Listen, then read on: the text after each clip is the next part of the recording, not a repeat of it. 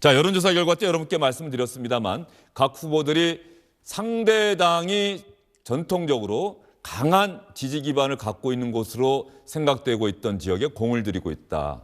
민주당은 대구 경북, 그리고 국민의힘은 호남권에 공을 들이고 있는데, 그러다 보니 그 상대 후보들의 그 해당 지역에서의 지지율이 역대 대선 때보다는 더 많이 나오고 있다.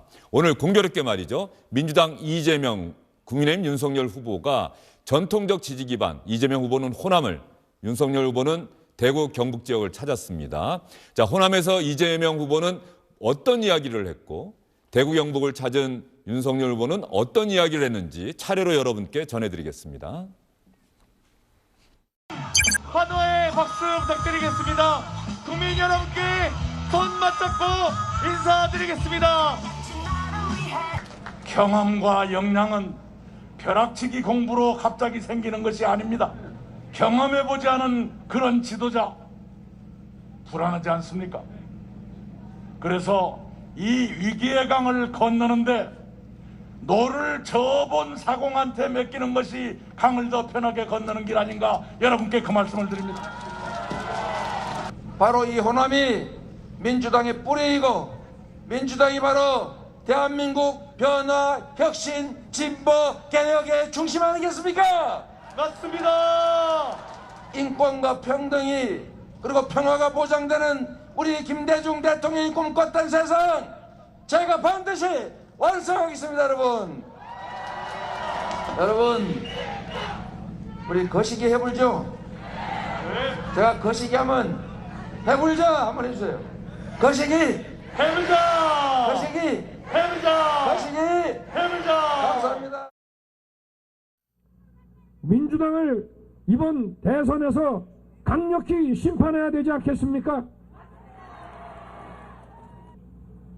3억 5천만 원 들고 들어가서 1조 원을 들고 나오는 저 대장동 부패 세력의 몸통을 대통령 후보로 선출하는 저런 돌연변이 정당에 대해서 우리 경북인께서 일치 단결해서 강력한 심판을 해 주십시오. 여러분께서 저를 지지해 주시고 이 자리에 세워주신 이유가 무엇이겠습니까? 부패하고 무능하고 오만한 이 민주당 정권 박살내고 이런 정권이 다시는 연장되지 않도록 하라는 명령 아니십니까, 여러분? 자, 공교롭게 오늘 두 후보 모두 전통적인 지지 기반을 찾아가서 표심을 더욱 굳히는 그런 데 마음을, 힘을 쏟는 모습을 보였는데 말이죠. 대구 경북 지역, 어쨌든 이재명 후보가 안동이 고향이다 보니 역대 민주당 계열 정당의 후보들보다는 상대적으로 좀 더 많은 여론조사 지지율이 나오고 있는 것 아니냐. 그건 인정하시는 거죠? 근데 예? 그 생각하고 달리 예?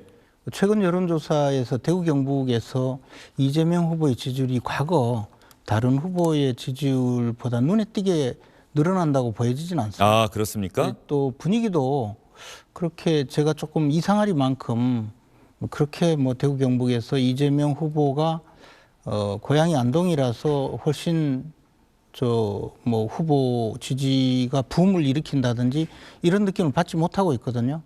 그래서 그런 것은 아마 정권 교체의 열망이 대구 경북에서 워낙 강하기 때문이 아닌가, 저는 뭐 그런 생각이 듭니다. 예, 지금 말씀하신 대로 지난 대선 때 2017년 대선 때 문재인 대통령이 대구와 경북에서 비슷하게 나왔네요. 그렇습니다. 21.76% 정도인데. 역대 예, 지금 여론조사 보니까는 예. 이재명 후보가 대구 경북에서 21 뭐 이 정도 나오고 있네요. 그래서 이제 과거보다 한 10% 더 올라갔다면 30%를 지금 목표로 하고 있다는 얘기가 들려요. 그렇게 되면 이제 느껴지는데요.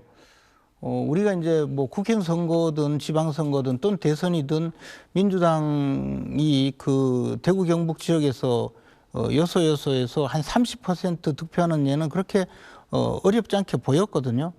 그런데 지금 그 여론조사라든가 현장 분위기는 이재명 후보께서 경북 출신이라고 해서 특별히 그에 대해서 조금 이 과거 민주당 후보와 다른 대접을 받는다고 느껴지지 않을 만큼 큰 차이가 없는 것 같습니다. 예.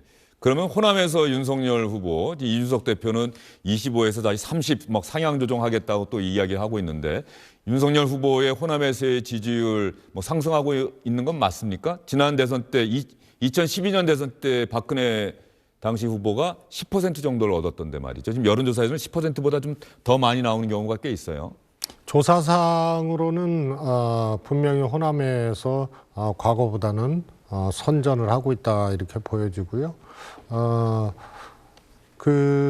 말씀드렸다시피 대전제가 이재명 후보가 소위 말해서 이제 박스권에 갇혔다는 표현을 상당 기간 이렇게 들어온 이유는 이제 문재인 대통령 지지율하고 많이 비교를 하거든요. 그래서 그 갭이 있어요.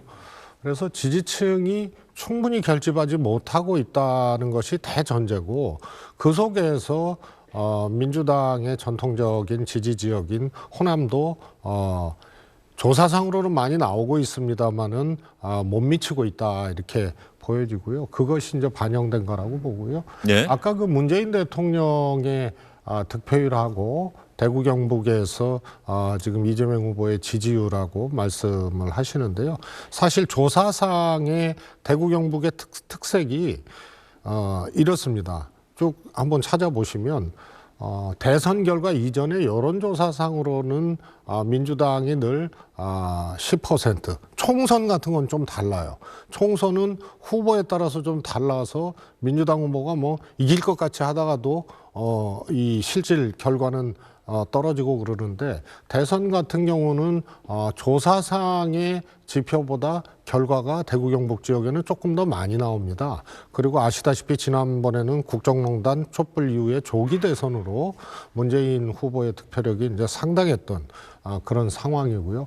호남은 거꾸로 과거 대선 직전의 조사를 보면은요 투표 결과보다 조금 나옵니다. 민주당이 네. 조사가. 네. 그리고 막상 이제 개표함을 열어 보면은 이제 조사보다는 훨씬 더 결과가 많이 나오는 것이 과거 이제 나타났던 그런 결과죠. 그런 점을 보면 TK의 특성과 호남의 지지율과 실제 득표력이 사실은 거꾸로 해석을 하면 비교적 많이 이 정확한 과거 전례로 봤을 때 정확하다고 봅니다. 네, 알겠습니다. 이번에 윤석열 후보가 호남에서 이재명 후보가 대구 경북 지역에서 어느 정도의 득표율을 기록할 것이냐 이것이 대선 결과에 직접적인 영향을 미칠 것이다. 많은 분들이 거기에 동의하고 있는 것 같습니다. 대선 공식 선거운동이 시작되면서 유력 정당 후보들의 말도 점점 거칠어지고 있는 모습입니다. 항상 이렇게 대선을 치를 때가 되면은 네거티브, 부정적인 상대방을 비방하는 발언 하지 않겠습니다. 라고 국민에게 약속하곤 합니다만 막상 선거운동이 시작되고 대선이 다가오면 한 표라도 더 얻기 위해서 또 공개적인 자리에서 대중연설을 하다 보면 말이 거칠어지곤 하는데요. 이번에도 예외는 아닌 것 같습니다. 이재명, 윤석열 후보의 연설 내용 가운데 한 부분을 저희가 찾아봤습니다. 뭘 알아야 면장도 하지? 뭘 알아야 국정을 할 것 아닙니까, 여러분? 국정이 장난입니까? 5,200만의 생명이 걸려 있습니다. 이 한반도의 운명이 걸려 있습니다. 이 운명을 결정할 사람이 바로 리더이고 대통령입니다. 이재명은 주술사가 아니라 국민에게 길을 묻겠습니다. 주술사가 가라는 길이 아니라 국민이 가라고 하는 길을 가겠습니다, 여러분. 이 사람들은 법과 원칙에 따라서 내 편 가릴 거 없이 부정부패를 일소하겠다고 하니까 자기들에 대한 정치 보복을 한다고 합디다. 이 원래 옛날에도 이 히틀러나 무솔리니 같은 이 파시스트들 아시죠? 이 사람들이 뒤집어 씌우는 거는 세계 최고입니다. 이게 원래 파시스트들 그하고 또 비슷한 공산주의자들, 이런 사람들이 하는 수법입니다, 이게. 예, 이재명 후보 연설을 들어보면은 윤석열 후보는 뭘 모르는 사람, 그리고 윤석열 후보는 주술사에게 길을 묻는 사람, 이렇게 상당히 강하게 표현을 했고, 윤석열 후보는 현 정부 여당에 대해서 히틀러, 무솔리니 이런 파시스트, 공산주의자에 또 비유를 했어요. 말이 거칠어지고 있는 것 같은데 앞으로 계속 더 거칠어지는 겁니까? 어떻습니까? 뭐 그럴 리야 있겠습니까? 예. 근데 이제 제가 그 보면서 이재명 후보는 처음부터 끝까지 결국은 이제 또 이재명 후보뿐만 아니라 민주당도 최근에 보면 그 선거 대책 문건에서도 두 가지거든요. 그 윤석열은 뭐 무능하다, 그리고 주술에 빠져 있다, 이런 식으로 공격을 하고 그것으로 일관되어 가는데 과연 이게 통하느냐의 문제는 또 별도라고 생각합니다. 국민이 보기에 이재명 후보는 그 자기가 유능하다고 하는데 유능하다고 평가받아야 될 것이 이제 성남시장과 경기지사를 지낼 때의 그 결과물 아니겠습니까? 근데 지금 나타나고 있는 것은 성남시장 할 때는 뭐 대장동 사건이 터져 있어서 지금 과연 대장동 주범이 누구냐, 그런 국민의 의혹을 받고 있는 것이고, 경기지사 시절의 그 행위에 대해서는 최근에 보면 주로 이제 등장한 것이 뭐 법인카드로 소고기를 사서 집에 갖고 갔다, 무슨 뭐 초밥을 10인분이나 사서 들고 가고 집으로 갖고 가고, 뭐 샌드위치를 30인분을 사서 집에 갖다 줬다, 이러면서 그 수행한 분이 그 집에 아마 기생충이 있는 것이 틀림없다, 이런 이야기를 들었잖아요. 근데 최근에 드러나는 거 보면 옆집에 그 혹시 그 경기주택도시공사 그 직원 숙소가 기본주택 공약을 만들기 위해서 그쪽에 데려다 놓고 또 경기도 법인카드로 사온 음식을 먹인 것 아니냐, 이런 의혹까지 지금 받고 있거든요. 이런 것이 과연 그러면 유능한 사람이냐, 아니면 어떤 공직에서 있으면서 항상 부정행위만 일삼았느냐라고 국민들이 지금 보고 있는데, 자꾸 자신은 유능하다고 하니까 이해가 안 되는 것이고요. 자꾸 주술 논란 이야기 하는데, 사실 따지고 보면 최근에 실제 확인된 것은 그 이재명 후보와 그 김혜경 여사가 관상 보러 간 이야기가 그 관상을 봐준 분의 이야기로 그럴듯하게 제대로 밝혀진 것이거든요. 그걸 보면 그 기사는 저도 본격이 나는데 윤석열 후보 부부도 뭐 맞아, 마찬가지예요. 근데 예. 윤석열 후보는 좀 가만히 계셔보세요. 윤석열 후보는 검찰총장 때 네. 가서 뭐 정치 이야기를 하면서 정치할 거냐 하니까 정치하면 이혼당할 거다, 뭐 이런 이야기를 했다는 네. 것이고, 김혜경 씨하고 이재명 후보는 가서 마치 그 영화 관상에 나오는 대화 있지 않습니까? 내가 왕이 될 관상인가, 이거 묻듯이 제가 영부인이 될 관상인가요? 그러니까 관상각께서 피우마 관상입니다. 그리고 이재명 후보 보고는 살쾡이 관상입니다. 이랬다는 거 아니에요. 그러면 이게 뭐 조선시대도 아니고 요즘 가서 내가 영부인이 될 관상입니까? 이걸 물어본 분들이 자꾸 뭐 주술 하니까 이것도 이제 너무 식상해서 과연 받아들여지겠느냐라는 생각이죠. 저는 이렇게 이 상대방만 공격하고 자신이 한 행위에 대해서는 해명도 못하는 이런 선거운동이 과연 앞으로 얼마 갈 것인가, 그리고 이것이 결국은 지지율 하락의 근본 원인이 아닌가 생각하고 있습니다. 자, 김재원 최고위원이 말씀하셨는데 말이죠. 그러면 최재성 전 수석은 또 여기에 뭐라고 반박하시겠습니까? 우선요, 주술과 무속, 또 이제 소위 말해서 사교, 이런 것을 잘 구분을 하셔야 될 것 같고요. 역술과.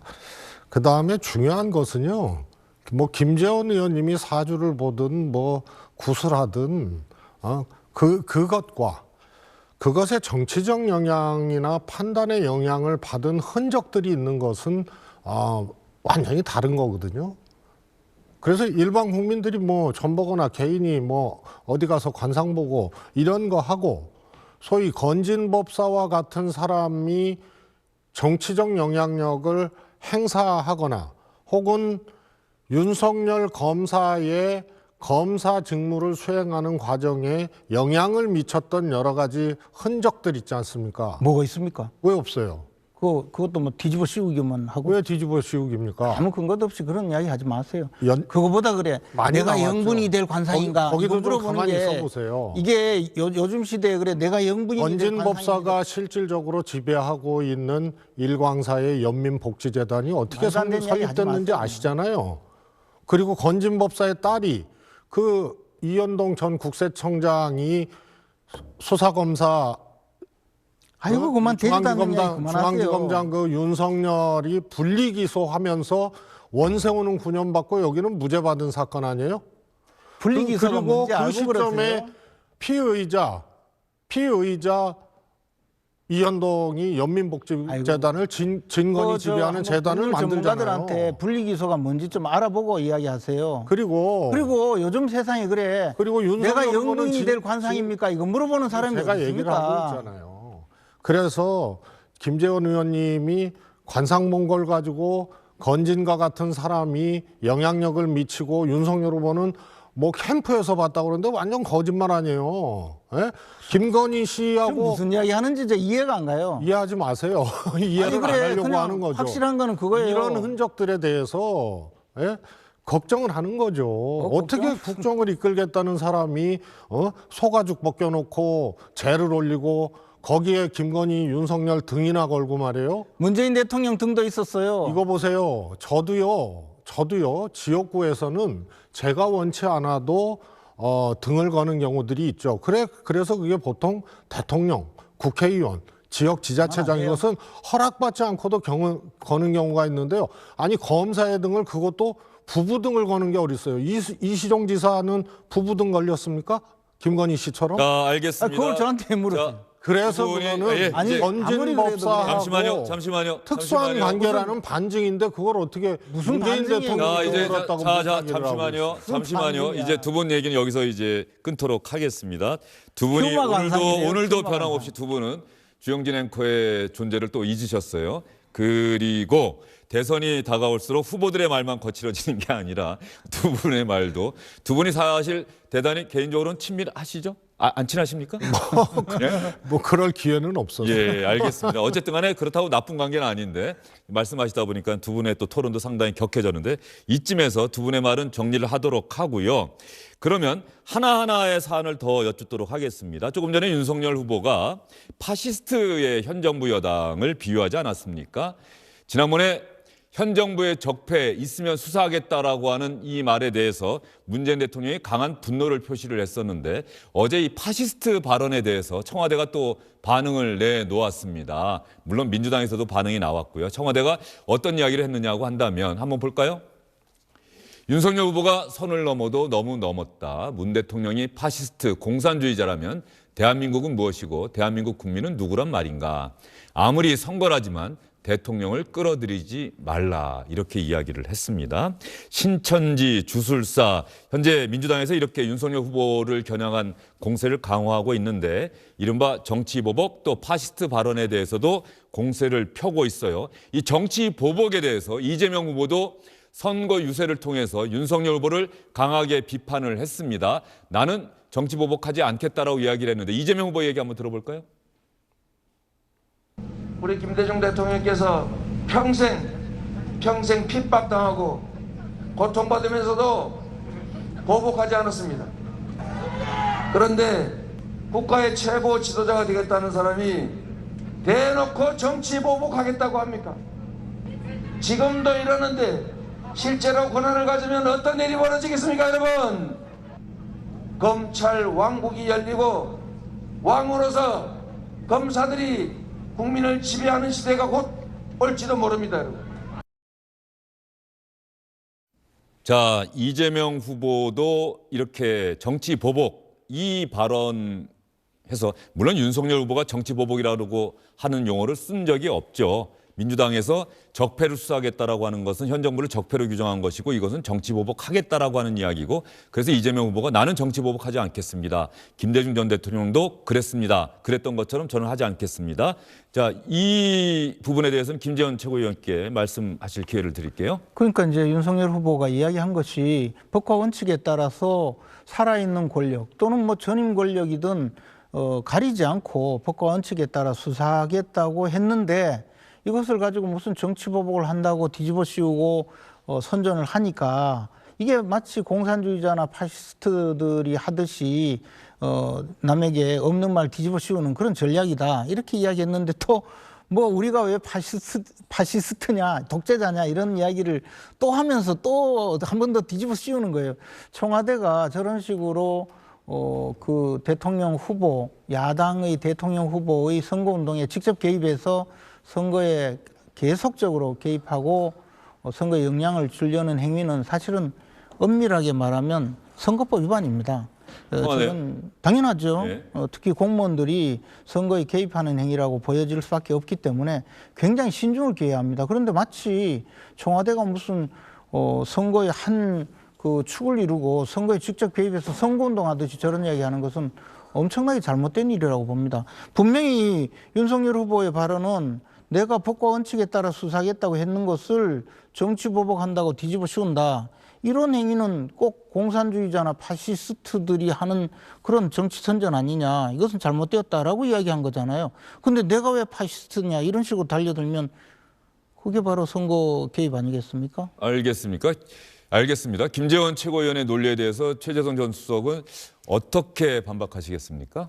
그 법과 원칙에 따라서 하겠다는 거는요. 보복 수사 발언, 정치 보복 발언 이후에 한 얘기고요. 그때 이제 이 언론의 인터뷰 아니에요? 그러면 질문지를 먼저 주잖아요. 작심하고 나와서 한 얘기거든요. 뭐라 그랬죠? 적폐 수사할 거냐? 해야죠, 해야 돼 이랬단 말이에요. 그래서 그게 통상적으로 얘기하는 법과 원칙에 따라서 수사하겠다는 검사 윤석열의 통상적인 얘기가 아니고 언론에서 사전에 준 질문에 대해서 작정하고 얘기를 한 거란 말입니다. 그리고 이 정부를 문재인 정부를 뭐라 그랬어요? 검사들을 시켜서 온갖 짓을 다 했다고 범죄 집단으로 규정을 한 겁니다. 적폐로 규정을 한 거고 그걸 뭐 법과 원칙에 따라서 수사하겠다는 그런 상식적인 얘기에 갖다 붙이면 안 되고요. 그다음에 저 표현도 이 진행에서 뭐라 그랬어요 오늘? 표현이 거칠어지고 있다고 했잖아요. 문재인 대통령이 어떻게 히틀러입니까? 이재명 후보나 이 여권이 어떻게 무솔린이에요? 비유를 그렇게 하는 것이 대통령 후보로서 적절하냐? 심지어는 공산주의자 수법이라고 얘기하는 것이 적정하냐? 그래서 말기 다 알아듣고 얘기하는 거예요. 그래서 문 정권 네 거로 히틀러 무솔리니가 아니고 그런 파시스트나 공산주의자와 같은 수법이라고 얘기한 그 표현에 대해서 지나치다라고 얘기를 한 건데 그렇게 왜곡을 하시면 안 되죠. 아니, 제가 좀 이야기 몇 마디만 더 하자면요. 그 말씀하신 대로 언론사에서 적폐 수사, 현 정권에 대해서도 적폐 수사를 할 거냐? 아니 당연히 해야죠. 왜냐하면 현 정권이라고 뭐 특별히 우리 편이니까 봐주고 우리 편이 아니니까 봐주지 않는다. 그런 식으로 할 것이 아니다. 그리고 그 다음 답변이요. 대통령은 개입하면 안 된다잖아요. 대통령이 개입할 것 없이 그래서 사법 시스템에 의해서 수사를 해야 된다는 것이고 그러기 위해서 대통령이 그 수사에 개입하지 않기 위해서 지금처럼 민정수석실이 검찰과의 통로가 되는 것을 막기 위해서 이미 민정수석실도 없애겠다고 공약으로 발표를 했어요. 그리고 또 최근에는 법무장관을 시켜서 수사 지휘에서 또 정권에서 수사에 개입하는 것을 막기 위해서 법무장관의 수사 지휘권도 없애겠다까지 이야기했잖아요. 그 말은 검찰에서 법과 원칙에 따라 수사하도록 그냥 둔다는 의미였어요. 근데 그걸 가지고 왜 우리를 적폐로 규정하고 수사를 하려고 하느냐, 정치보복하려고 하느냐 그 이야기잖아요. 근데 윤석열 후보는 뭐라고 했습니까? 법과 원칙에 따라서 내 편이든 내 편이 아니든 또는 그 지휘 고갈 막론하고 성역 없이 수사하는 것으로 검찰에 맡겨두고 자율적으로 수사하기에 개입도 하지 않겠다고 했어요. 근데 청와대 또는 문재인 대통령이 직접 나섰으면 무슨 죄를 지었길래 교도소 갈 일이 그렇게 많습니까? 아니, 개입하지 않겠다잖아요. 그리고 죄가 있으면 수사해서 처벌받으면 되고. 근데 지금 수사하겠다고 직접 이야기한 것도 아니고 수사 개시한 것도 아닌데 대통령이 나서서 엄청 국민에게 그냥 좋지 않은 목소리로 국민에게 참 그 국민이 들으면 좀 뭔가 거북하거나 두려운 그런 언사를 써가면서 마구 공격을 하고 야당 대선 후보에 대해서 공격을 하는 이런 일이 과연 있을 수 있느냐는 거죠. 더 나아가서 지금 말씀하셨는데 아니 지금 그렇게 해서 윤석열 후보는 아니 법과 원칙에 따라 수사하겠다는데 뭐가 그리 잘못되었느냐 이렇게 이야기하는 것이 공산주의자들이나 파시스트들처럼 없는 말 뒤집어 씌우고 없는 선전하는 거다. 그렇게 이야기하니까 또 언제 문재인 대통령을 파시스트라고 했습니까? 그거 아니잖아요. 근데 또 그렇게 이야기하시잖아요. 이런 자체가 저는 아무리 선거철이라고 하더라도 너무하다 이거죠. 그리고 비유를 그렇게 했다고 했는데 비유는요. 그게 아니라 법과 원칙에 따라 수사하겠다고 하는데 그것을 정치보복한다고 뒤집어 씌우는 바로 그 사람에 대해서 이런 수법이 파시스트고 공산주의자다 그렇게 이야기한 거예요. 근데 청와대가 왜 펄쩍 듭니까? 알겠습니다. 여기까지 듣도록 하고요. 길게 예. 말씀하셨으니까 또 최재성 전 수석께도 민정수석실을 없애든 존치를 하든 간에요. 검찰총장 출신 만약에 대통령이 된다면 윤석열 후보는 중앙지검장, 검찰총장 다 인사권이 누구한테 있어요? 대통령이 직접 하겠다는 얘기예요. 그때 그 언론사 인터뷰에서 그 다음 질문 보셨죠? 윤석열 후보의 최측근 한동훈 검사장에 대해서 중용할 거냐? 내가 중용하지 않아도 워낙 경쟁력이 있기 때문에 중용이 될 거다. 중앙일보는 A 검사장으로 표시했죠. 예, 한동훈 검사장으로 뭐 후속 보도들이 나오고 뭐 연관 보도들이 나왔으니까요. 그러면은요, 제가 보기에는 이거는 검찰 직접 통제, 또 통제할 필요도 없을 정도로 검찰주의자 윤석열은 검찰 장악에 대해서는 뭐 걱정할 필요가 없는 거예요. 게다가 검찰 개혁을 과거로 퇴행시키고 파괴시키겠다는 얘기를 했거든요. 법무부 장관의 수사지휘권, 그것은 권위주의 정권 때도 있었던 거 아닙니까? 그런데 이것을 없앤다는 얘기는 완전히 검찰 왕국 만들겠다는 얘기고요. 또 하나는 공수처가 가지고 있는 고위공직자 수사 권한을, 지금 검찰은 6대 범죄만 있잖아요. 이것을 고위공직자도 수사할 수 있게 되돌려주겠다라고 얘기를 했어요. 그런데 경찰도 해라 이렇게 또 옆에서 경찰도 끌어들였다고요. 검경도. 그러나 기소권은 검찰에 있죠. 따라서 수사권 조정과 검찰을 개혁해야 된다는 그 국민적 요구, 이런 것이 어느 정도 성과를 이뤘는데요. 이것을 다시 공수처를 파괴시키고 검찰 중심으로 수사 기소권을 가져가겠다는 것을 이야기를 한 거죠. 그리고 한동훈 검사장에 대해서 중용하겠다는 것을 그냥 놔둬도 중용될 사람이라고 얘기를 해요. 정치인이 말해요. 국민들이 걱정하는 부분이라든가 검찰 왕국에 대해서 이 지적을 하면요. 저 같으면은 유능한 사람이지만 그런 우려가 있기 때문에 그것에 대해서는 말씀드릴 수가 없다라든가 이렇게 해야 되는데 당연히 중용될 사람이라고 얘기를 하고 검찰 개혁을 퇴행시켜요. 그래서 이것은 검찰 왕국으로 돌아가겠다는 얘기고요. 검찰주의자 윤석열 후보이기 때문에 매우 위험한 발상을 하는 거고요. 그래서 조선일보 빼고 다른 언론사, 보수신문사까지도 이 검찰개혁을 파괴시키려고 하는 윤석열 후보의 이 발언에 대해서 다 지적을 하고 사설도 나오고 했던 거 아닙니까? 자 여기까지 듣겠습니다. 그런데 검찰 왕국이든 뭐든 지은 죄가 없으면 걱정 안 하셔도 돼요. 자, 알겠습니다. 김재원 최고위원님. 거기까지 듣도록 하겠습니다. 두 분이 제가 이제 질문을 드릴 때마다 그 질문에 대해서 나름의 생각을 얘기하시는데 그러다 보니까 또 상당히 강하게 좀 맞붙고 계시는데 말이죠. 이런 상황에서 심상정 정의당 후보는 오늘 어디를 찾아서 어떤 이야기를 했는지, 심상정 정의당 후보의 이야기, 노동자들의 유일한 대변자는 바로 접니다. 심상정 후보는 이렇게 강조하고 있는데요. 대통령 15년 양당 체제가 만든 대표적인 결과가 청년 소외 문제하고 지역 소멸 문제입니다. 그래서 저는 차기 대통령이 누가 되더라도 국가균형 발전은 제1의 과제가 되어야 된다. 그렇게 생각합니다. 큰 당 후보들도 불러내리십시오. 한 분은 경상북도에 자주 내려오시는데 포항은 들리질 않고, 또 한 분은 여기는 당연히 대표다 해서 안 오시고 그러시는 것 같아요. 특히 어려운 문제들이 있을 때, 정치권에서 피해갈 때 그 어려움 마다 않고 제일 앞장서는 게 저와 정의당이라는 점 꼭 기억해 주셨어야 합니다. 예, 심상정 후보의 이야기까지 들어보셨습니다. 자, 이렇게 대선전이 시작이 되고 후보들 전국을 누비고 있는데 말이죠. 오늘 아까 영상 보시다가 혹시 두 분 느끼셨는지 모르겠어요. 이재명 후보는 마스크를 쓰고 연설을 하고 있고 윤석열 후보는 마스크를 벗고 연설을 하고 있어요. 아마 이 부분에 대해서 이제 민주당 측에서는 이거 방역수칙 위반 아니냐, 모범을 보여야 되는 것 아니냐, 이렇게 이야기를 하고 있는 것 같은데, 이재명 후보가 안 그래도 관련해서 그 이야기를 하나 했더라고요. 연설 도중에. 마스크를 쓰고 하느냐, 마스크를 벗고 이야기하느냐, 이재명 후보가 뭐라고 윤석열 후보에 대해서 이야기했는지 한번 들어보겠습니다. 자꾸 누구처럼 마스크 벗고 싶은데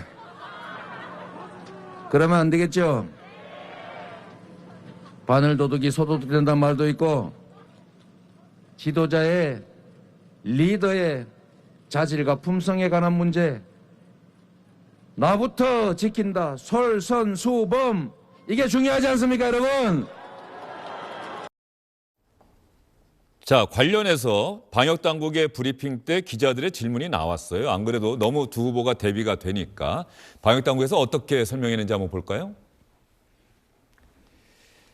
대선 후보 현장 유세에서 일부 정치인이 마스크를 착용하지 않는다. 사실일 경우 방역수칙 위반이 맞습니까?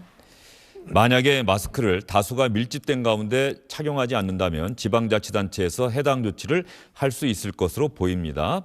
대선 유세 관련해서 현재 야외에서는 2m 거리 두기가 가능한 경우 마스크 착용이 의무가 아니라고 하는데 맞습니까?